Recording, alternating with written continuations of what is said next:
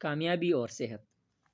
واصف علی واصف کہتے ہیں کہ غم کمزور انسانوں کا سوار ہوتا ہے اور طاقتور انسانوں کی سواری۔ زندگی کا اصول ہے کہ جو شخص جتنا مضبوط اور طاقتور ہوگا اتنے ہی بہترین انداز میں زندگی کی مشکلات کا سامنا کر سکے گا۔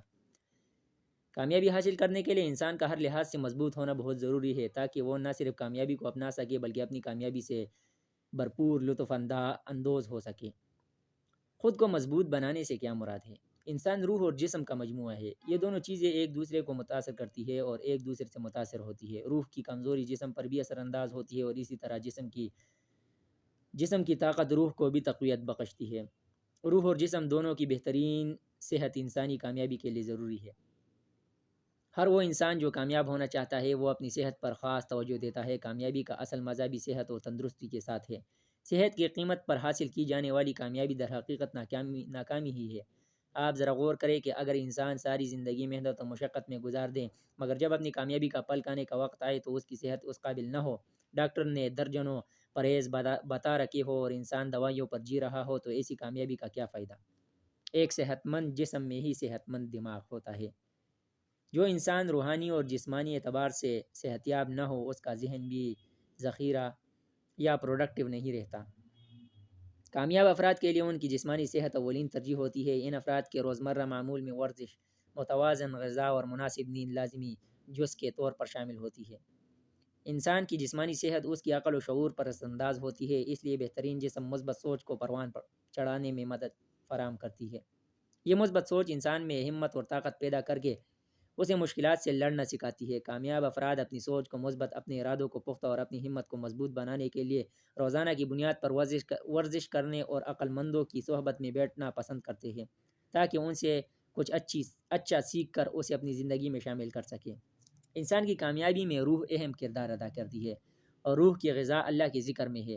کامیاب افراد چاہے کسی بھی مذہب اور فرقے کے ماننے والے ہوں کیوں ان کا اپنے خالق کے ساتھ تعلق بہت گہرا، بہت مضبوط ہوتا ہے۔ اور اگر بات ہو مسلمانوں کی تو ہماری عبادات اور خدا سے ہمارا تعلق ہماری روح کو تقویت بخشتا ہے جو ہمارے لیے کامیابی کا ضامن ہے۔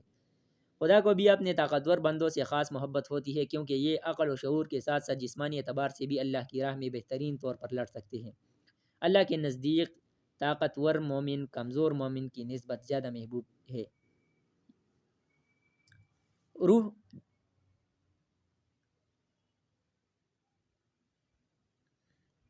روح دکھائی نہیں دیتی مگر انسان کے تمام کمالات اسی روح سے نکلتے ہیں اور اس کی تندرستی سے ہی انسان بڑے سے بڑے مشکل حالات سے بہادری کی طرح لڑ سکتا ہے۔ روح کی بے چینی سے جسم بھی لاغر ہو جاتا ہے اور انسان جسم کا نظام درہم برہم ہو کر رہ جاتا ہے۔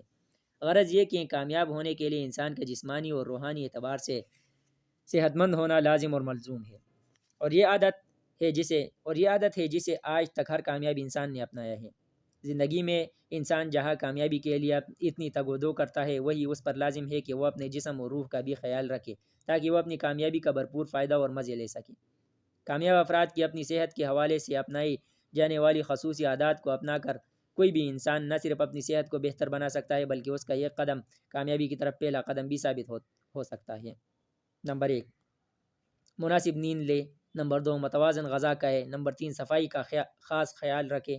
نمبر 4، قوت مدافعت بڑھانے کے لیے ورزش کرے۔ نمبر 5، خود کو جسمانی طور پر مضبوط اور توانا بنائے۔ نمبر 6، اپنے ساتھ وقت گزارے۔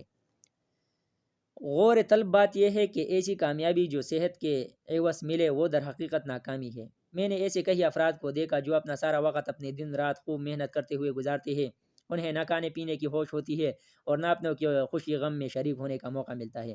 نتیجتاً ایسے افراد اپنی عمر کے 40 یا 45ویں سال بیڈ سے لگ کر اپنی موت آپ مر جاتے ہیں۔ انہیں نہ کوئی یاد کرنے والا ہوتا ہے اور نہ ہی وہ زندگی کا مزہ لے پاتے ہیں۔ ایسے افراد کو ہرگز کامیاب افراد نہیں کہا جا سکتا کیونکہ کامیاب افراد کی زندگی کا ایک ایک لمحہ بہت محتاط انداز کے مطابق اپنے مقصد حیات کے ساتھ ساتھ گھر والوں اور اپنی صحت پر بھی صرف ہوتا ہے۔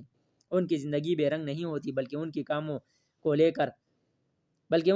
کو لے کر مینجمنٹ اتنی مضبوط ہوتی ہے کہ ان کا خاصا وقت اپنوں کے ہمراہ اور اپنی صحت کا خیال رکھتے ہوئے گزرتا ہے۔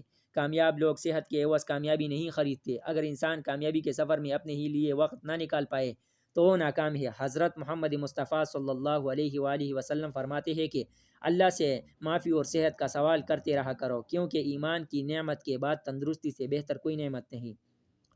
انسان کی زندگی میں صحت اور تندرستی کی حیثیت ایک گاڑی سی ہے۔ ذرا غور کرے، اگر گاڑی خراب ہو تو آپ اپنی منزل تک کیسے پہنچ پائیں گے؟ لہٰذا اپنی صحت کو خدا کی نعمت سمجھتے ہوئے اہمیت دے اور خدا کے شکر گزار رہیں۔